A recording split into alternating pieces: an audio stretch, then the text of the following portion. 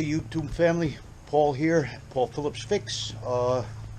Today I got a 07 V-Star 1100.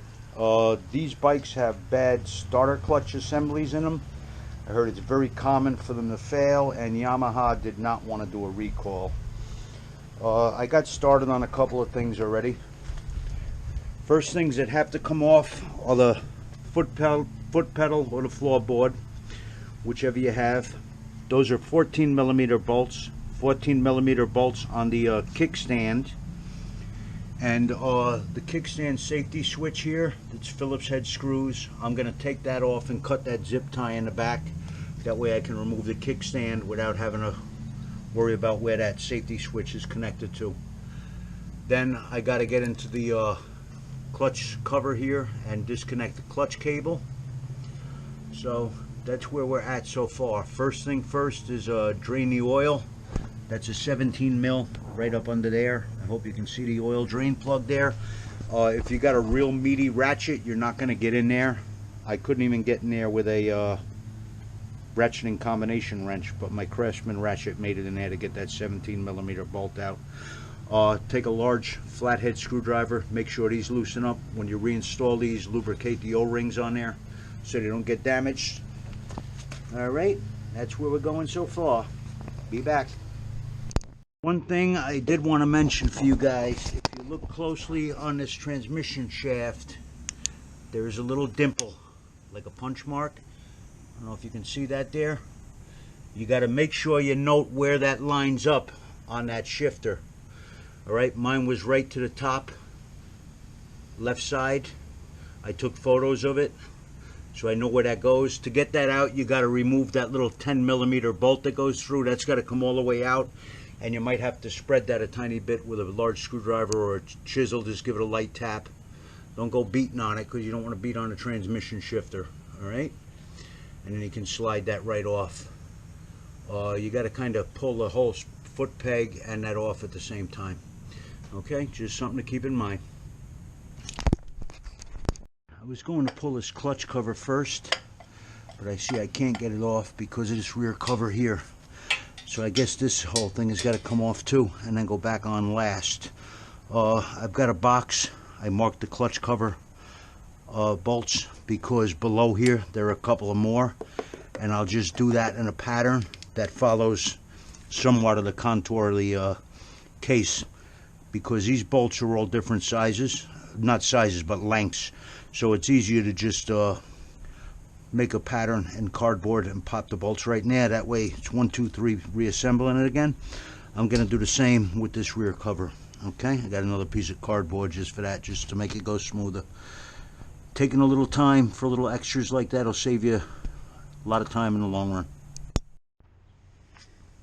Okay, so far I got the floor plate off the shifter. The kickstand, I took the kickstand safety switch off. That's Phillips head screws. All of these Allen keys are 5mm Allens. You got to remove that rear cover before you can get that clutch cover off. You just have to loosen the lower bolts. Those two top ones over here are dummy bolts that don't hold that cover on. They're just there for aesthetics, to make it look uniform, I guess. I had to bend this little tab down on the clutch shaft, on the lever here for the clutch cable. I had to bend that little tab down with a screwdriver. Try not to crack it off, because you want to bend that back up. And you got to pull that little rubber back on the handle, loosen your lock nut, and turn your clutch clockwise all the way in to give it some slack so you can get that clutch cable out. Then I used a large screwdriver to take these two covers off. I'm going to be looking for my timing mark here. I'm going to need a 22mm deep wall socket to get in there, 6-point. And I'm going to look for my T to line up with the timing mark here. There's a little notch. And then on my gear up here, that timing mark has to be, I believe, to the top. There's a mark in there. I'll shine some light when I get back to that. Right now I'm going to rotate the engine, turn it clockwise position. Don't go counterclockwise, no good. Make sure you rotate the engine clockwise, and be careful to get it the first time. I believe I'm going to have to pull the cover off. I'm going to just hopefully get lucky and line these marks up and see if I wind up on the exact position, because there's another gear that has to line up in here. I'm going to do that before I pull the cover. But make sure you're lined up to the T. You got to pull the cover and then put a coat hanger or a piece of wire in there. Use some washers and use your shorter bolt, and like this bolt hole, and secure that wire hanger, because that's going to be needed for a reference point on your timing, because you don't want to move that when you're trying to pull that flywheel off. Okay, I've got all the bolts out of that cover. I set up a box just with little notes inside, clutch underneath the clutch cover, and I put them all in the pattern that they come out, because they're different lengths. I saved the top one for now, just to move it over and put that wire guide on. Let me just give you a rundown of the tools in case I failed to do that. These are 5mm Allens, the cover bolts. The flywheel bolt is a 22mm. I tried to get in there with a 6-sided impact socket. It wouldn't fit. I had to get a deep wall 22mm regular socket. And then I used a 6mm socket on an extension to get up in here to get this line off, to get this hose clamp off. Because even if you disconnect this bracket here, that line doesn't come out of the way. So just taking that one side of that line off should give me enough space to get this off. Okay.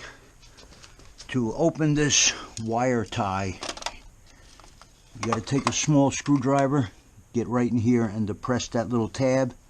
Then that wire tie will open, and you can slide that protective boot back to disconnect your leads. It looks like one of these is, I don't know if that's a crimp fitting, and if that comes undone, if that's a plug. I'm hoping I don't have to reconnect that. I don't think it disconnects on the inside, but you got to disconnect your leads. Okay. Alright, I'm gonna disconnect these leads as best as I can and work on getting this cover off. Okay, I'm already on the T mark. Let me see if I can get the camera in there for you guys to see. See the T? T mark to the little notch on the top of the top access hole, and then I have my timing mark on the top cam gear. Now I've got to open it up and make sure my lower cam gear is aligned as well. That's got to be by the square to the hole where I think you can put a punch in to hold that gear. We'll see as we get in there, okay? Okay, I disconnected all the leads. This small one pulls right apart. That was the one I was worrying about if that was crimped on, but that is a plug that disassembles. This one you got to depress that little tab. That one's a little stubborn coming apart. Got to depress the tab on the other one. Same with this. Alright, then you got to cut this little wire tie here. Be careful not to lose anything. There may be a shim. Here's this shim. It is vital that this shim does not get lost. It stays with the case. That shim goes right on here. Okay, do not lose that shim. That shim will also fit on this shaft, but it does not go there. People have made that mistake. I saw that on a video that somebody did. When I pulled it off, my idler pulley shaft came right off. I'm going to try to throw that back in. And look at that. I got lucky as hell. It looks like I lined up my lower gear at the first shot. I said a prayer before doing this. It looks like they were heard, huh? That's beautiful. Now I got to make my guide up. I'm going to take a piece of coat hanger, put it right to the T there so I don't lose this timing mark. And then we're going to back that nut out and see if we can get that flywheel off, okay? Okay. Okay, I was finding conflicting information with lining these timing marks up. I do believe I have it now. One guy said there was a 6mm hole here. It's actually a 5mm. If you look, that's going past that gear right into the case with a 5 mil. All right, that lines up with that. I'm on the T mark. I'm on the T with my marker, and my top cam gear is lined up on that mark. I hope I'm aiming the camera right here. Let me get in here this way. See that mark right there? Little dimple. It's with that notch on the top of the valve housing, the head. And then we're on a T right here. All right, now I'm going to hook up my puller. I'm going to back that nut up about a quarter of the way off so my flywheel doesn't go flying. Okay, we will be back. Okay, I got a socket on the end of my wheel puller, my hub puller, because I don't want to split that crank. I heard somebody mention there's a risk of splitting that crank. So I've got the point tip on the puller, but it's resting in the center of the socket that's on backwards. Then the bolts I'm using to pull this are M8 125 by 90 millimeter. That's M8 with a 1.25 thread by 90 millimeter long. Make sure you don't dog those down in all the way, because you could crack the magnets in the back. It's another thing I was told to give a heads up about. All right, I'm going to get my third bolt in, try getting this centered up and give it a pull. I'm leaving my nut on so the flywheel doesn't go flying. I backed it out where I'm about level with the end of the crank. Okay. Okay, I got my wheel puller hooked up. I get that socket down on the bottom to spread the stress across the whole top of the crank instead of from the center for fear of cracking it, because I've heard it's real hard to get these off sometimes. And I'm using a strap wrench to counter the twisting force, so when I tighten down on the wheel puller, I used that in the other direction to counter the force, so when I was loosening the flywheel nut, so I didn't move anything. All right, I would film this, but I want to pay attention to what I'm doing. I'll film it as I'm done with each procedure and explain it. Okay, I had my wheel puller hooked up, centered my socket up, loaded it up a little bit with an impact, a little bit at a time, gradual, and then I gave it 2 taps with a hammer and she popped off. Now when you're lifting this out, you got to pull that back gear out with it. I laid a drop cloth out in case I lose any of those springs that are on the back of the flywheel. I figured it's better to work slow and methodical instead of losing things. Usually pays off investing time and preparation instead of jumping into things like a maniac. And then the job goes south and you're all screwed up and you lose your timing marks and whatnot, and wind up in a world of shit. This was good for holding that flywheel. Larger Husky strap wrench. I didn't have that specialty tool, but that seemed to do the trick. And now I'm going to start taking it apart. When you're pulling this off, be careful to pull that whole gear assembly out. Try to pull that rear gear out with it, because you see where you have these little springs and shots? They go behind that gear in there. I had to take this cover off because one of my little shots fell in there. Good thing nothing went back in the motor there. You could wind up losing a spring or one of those little rollers or shots, whatever they are, in the back. So take your time with that. Pull that gear out together. That's your best bet. Okay? All right. It's been disassembled properly, and you got the timing marks right where you're on the top dead center. Again, you're going to have the top mark lining up. Then when you remove your flywheel, these timing marks will line up with the Woodruff key. You see that? Then on the back of the clutch, you'll have to reset these springs and little shots in here. That timing mark on that gear is going to line up with your Woodruff key on here when you're putting it back together. Then you're sure to have all the gears sync up correctly. Okay, now I'm going to start getting ready to disassemble this and put in a new starter clutch. Starting that starter clutch, I'm going to get my old gasket material off of here, clean this up. Looks like it's pretty caked on there.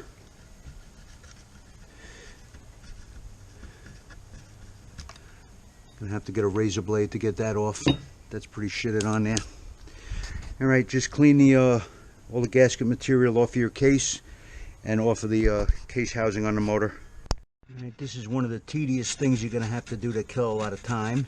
Scratching off every little bit of this gasket off of this case. If you don't get this clean, you're going to have oil leaks.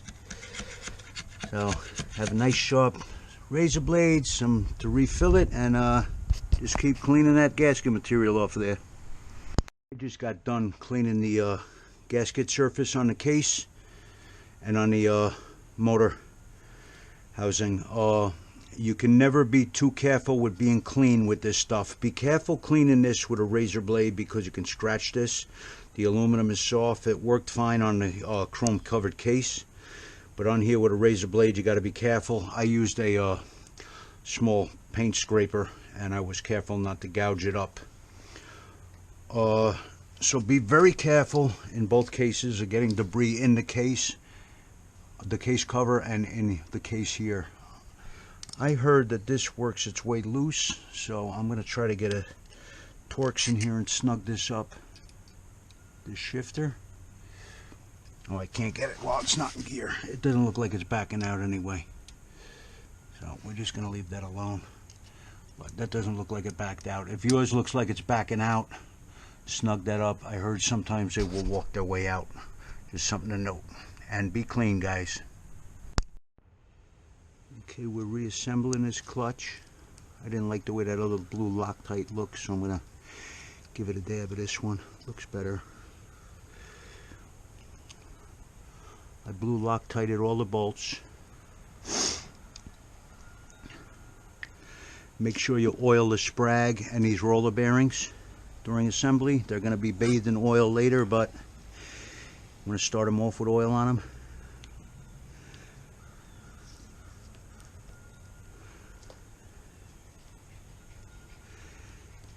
And this is going to go to 104 inch-pounds. I forget the Newton meters, but I converted it over. It's 104 inch-pounds.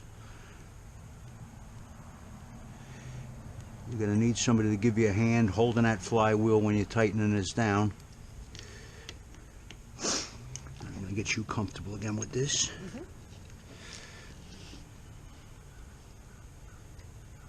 Okay.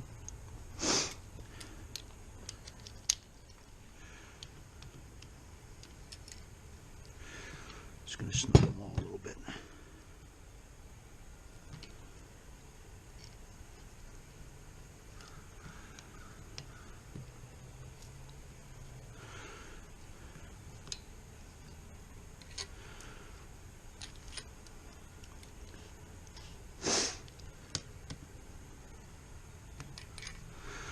Doing this in a crisscross pattern.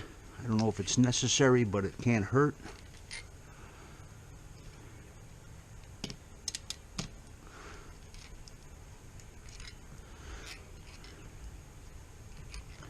They didn't have any tightening sequence, so I know you're just better off going crisscross when you're tightening things like this on circular or a square or triangular or a rectangular cover.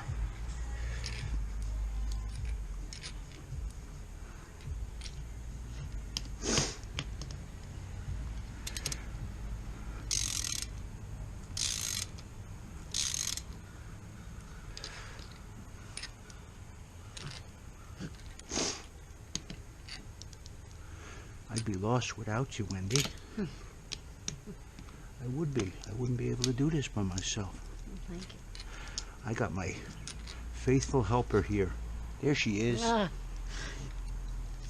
She doesn't want to be a movie star. You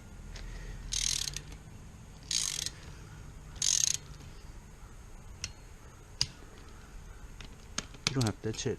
That's not so dramatic, right? Mm-hmm.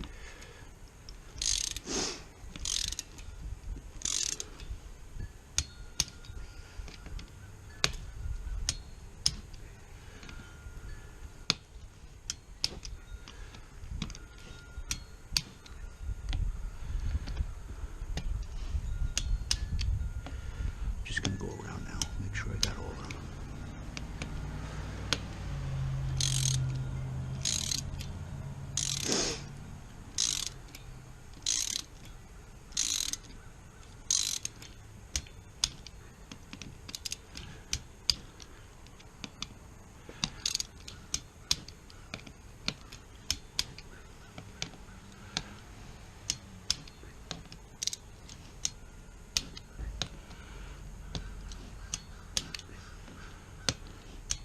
that's that. That's it. Thank you. You're welcome.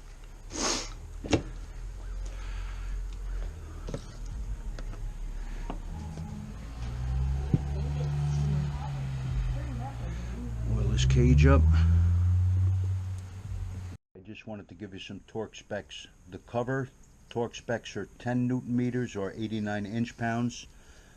The shifter bolt, for the shifter retaining bolt that goes through it, is 10 Newton meters or 89 inch-pounds. And the side stand, the kickstand, is 64 Newton meters or 47 foot-pounds.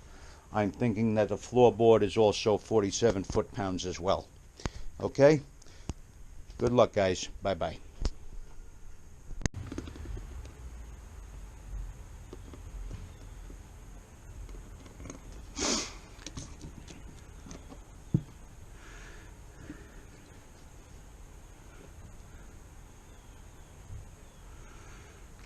I thought there was a timing mark on this gear, no?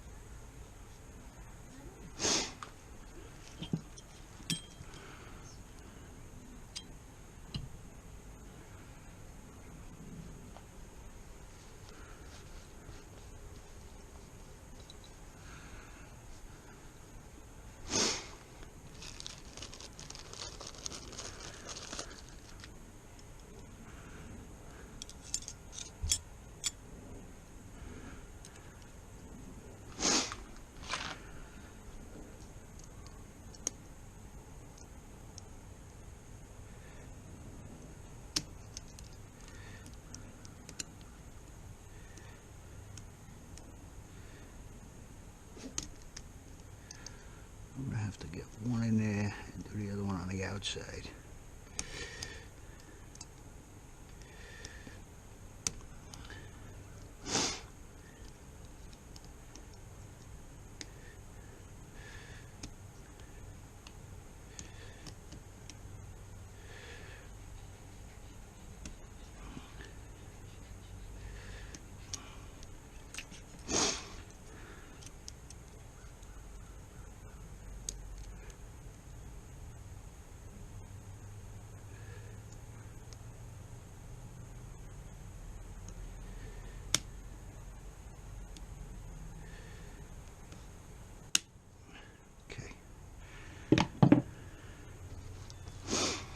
Okay, that's on there. Snap rings in. That's all oiled. Spinning nice and free clockwise, locking counterclockwise like it should. Now I'm going to put those springs and little slugs in. I have a small screwdriver I'm going to try to use to help get this started and slide this in. Now what's important with this gear is, you see where the Woodruff key goes? This timing mark has to be in line with that, or else you're going to have problems. Make sure that's in line. Okay, dropping this gear back in, like I said, that dimple, that timing mark has to be in line with that Woodruff key. What I did is set the springs and the slugs back up, and I took this screwdriver right here. I just used it to get in there and just separate those springs a little bit to get those starters in, and I got that back assembled. Make sure you hold that together firmly when putting that flywheel back in. Now I have to remove the starter motor because I can't get the idler gear situated with that starter motor there. The mesh is too tight. I won't be able to get the shaft back into the motor housing and the cover when it's assembled. So I'm going to pull the starter motor and get that idler gear in place.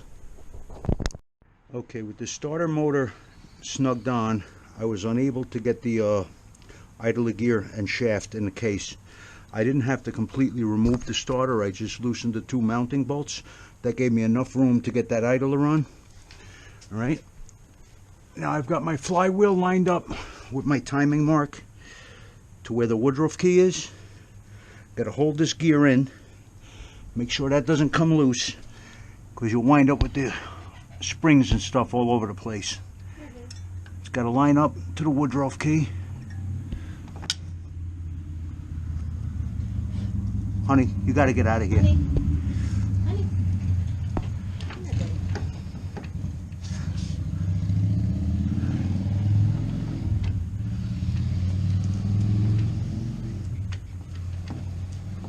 I don't know if this fell out. Yes, I just put that there. All right. I got to make sure I'm on the right tooth here. I don't know if it's the idler gear throwing me out. I'm going to not concentrate on filming it because I got to pay attention here. I'm on one side of the mark. I got to make sure which side it's on. I got to check my reference photos. But I think you guys got the idea for reassembly. Okay, I got the flywheel back on. You got to hold that back gear in so you don't lose those springs. Line up your T-marks, slide it on. If you look in the back, you're going to only like half mesh up with those gears. When you start tightening this down, it gives a frightening pop. It is not a pleasant sound. It actually terrified me. I thought something went wrong, but I heard that this thing lets out quite a pop. I rotated it a few times, checked. You see the timing mark? They all seem to be in the correct place. And this should be a successful job. Now I got to tighten the starter brackets back up, rewire this, zip tie them, put all the connections back, and get that cover on. Make sure you clean up that cover case area thoroughly and don't get any of that debris again in the engine. Again, I stress cleanliness, very important. You don't want any debris in this engine. Microscopic abrasives can cause a lot of damage very quickly. Okay, that's it. I haven't found torque specs on the cover case. I'm gonna look further and see if I can find them anywhere. From what I'm seeing, it's just snugging them up, but I'd like to get a torque spec, and I think I'm going to blue Loctite those lightly just to keep them from vibrating loose. All right, guys, that's it, and good luck. Take your time, and it's a little bit of a challenge, but with patience and paying attention, you can do it, guys. Have a good one. Take care. Bye-bye. Please like and subscribe. Trying to make my channel grow, guys. Bye-bye. Final note, in case I didn't mention it, this is 127 foot-pounds, the 22 mil. You're going to have to fashion some kind of holder to hold the flywheel, cleaning the oil off. I use a strap wrench. And I did find the cover torque specs. Hold on, they are 89 inch-pounds or 10 Newton meters, all right? And these three clutch bolts right here on the inside of the clutch where the lever is, those have to be sealed with silicone sealant. Okay, that's it for wrapping it up. If you took it apart, you know how to put it back together if you're paying attention. Have a good day, guys. Bye bye. Hopefully this is useful information to you. I just wanted to give you some torque specs. The cover torque specs are 10 Newton meters or 89 inch-pounds. The shifter bolt, for the shifter retaining bolt that goes through it, is 10 Newton meters or 89 inch-pounds, and the side stand, the kickstand, is 64 Newton meters or 47 foot-pounds. I'm thinking that the floorboard is also 47 foot-pounds as well. Okay? Good luck, guys. Bye-bye.